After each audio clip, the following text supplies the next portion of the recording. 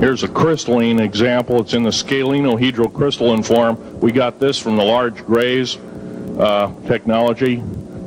This is grown in the confines of outer space, which has not quite a super vacuum, but by the way, this is capable of withstanding temperatures in excess of 10,000 degrees Fahrenheit. It's great for certain parts of aircraft. This kind of material I work with on a daily basis. Up here we have a transparency of Groom Lake.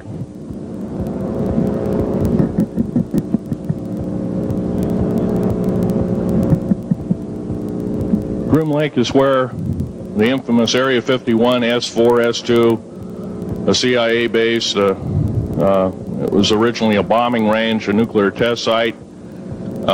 It was later become the most secret base in the United States. It employs over 18,000 workers who work in shifts of 12 hours at a whack. Most of them work in the cover of darkness, like us. We built 9 underground military bases there, each with an average capacity capable of basically a city underground, roughly 4¼ cubic miles hollowed out underground. They have boring machines, for instance. They don't bore, they literally vitrify and melt the rock, deflagrate the rock. It's a very sophisticated laser melting and deflagrating system. It reduces the rock to a powder and then melts the remaining rock as a coating on the inside of the base, so you don't have to use gunite cements and other kinds of things like that. That's all old hat now. Technology is just basically the new technology we get is the old hat of the military. I'm going to be real brief about it. I carried a level 1 security clearance, the Rhyolite 38 factor. There are very few of us. There's nobody except myself, to my knowledge, talking like this. Nobody. I'm breaking the law. I'm breaking world as well as federal law, coming out and even talking about this to a group of people. I love my country more than I love my life. 2 weeks ago, I was shot in the shoulder.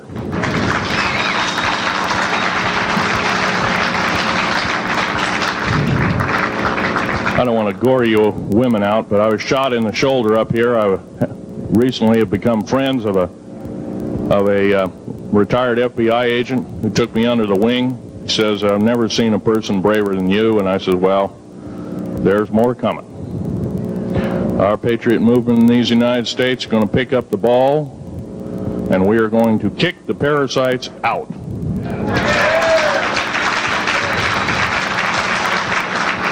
First of all, George Washington and Thomas Jefferson, a few other founding fathers, Patrick Henry to mention a few, all had visions that these United States is going to live 700 years from where they were standing, and that was somewhere around the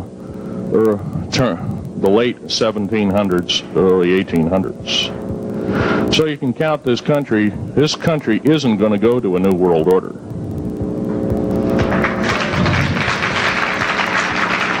I believe firmly in constitutional law. I'm not very well skilled in it, and that's my embarrassment. But I'm going to be real blunt about it. The government that is now instilled in ruling over us are ruling as we're serfs and they're the kings and queens. Now, that's a feudal system. That isn't even a democracy. We are now being ruled by an autocracy and a technocracy. In other words, technical knowledge as rules as king, with a feudal type system. Feudal systems haven't been used in the last 350 years, and they're coming back like gangbusters. If we are complacent, if we do not speak out in droves, and I'm not just talking about me, I'm talking about a bunch of us getting together and getting on this stump and loving our country more than we love our lives, getting on, some of us are going to get killed. I almost got killed a couple of weeks ago. Hadn't been for an FBI, a retired FBI man who risked his life, his career, everything, put it all on the line, and he didn't know me from Adam. a week prior to that. He listened to one of my tapes I gave up in Post Falls, Idaho, and I'm going to be very blunt about. He said that we need a lot more of you, but unfortunately we're not getting anybody.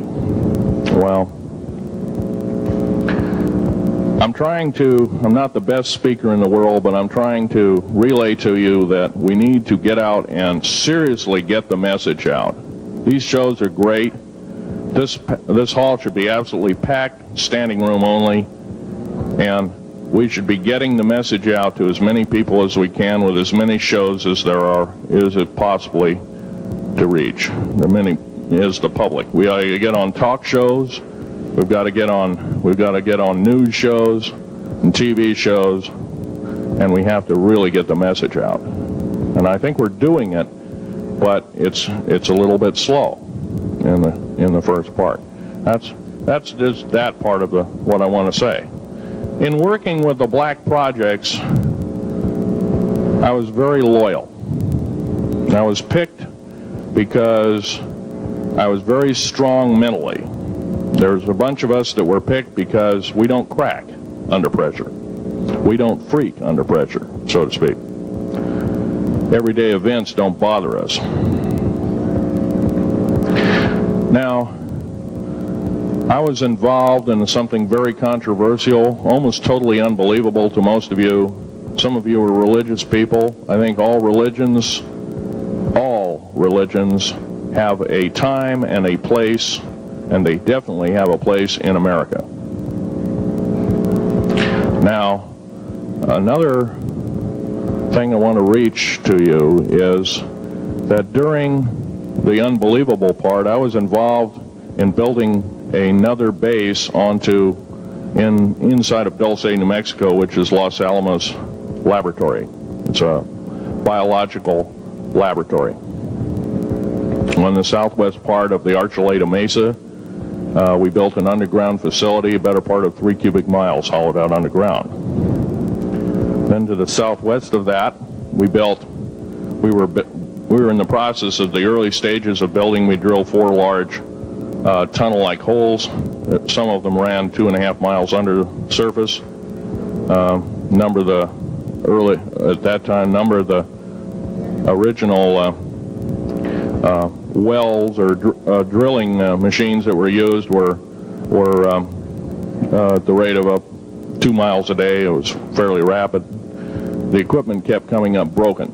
So we wanted to go down, we wanted to send somebody down there, a human observer, or human observers in this case, to find out what was going on.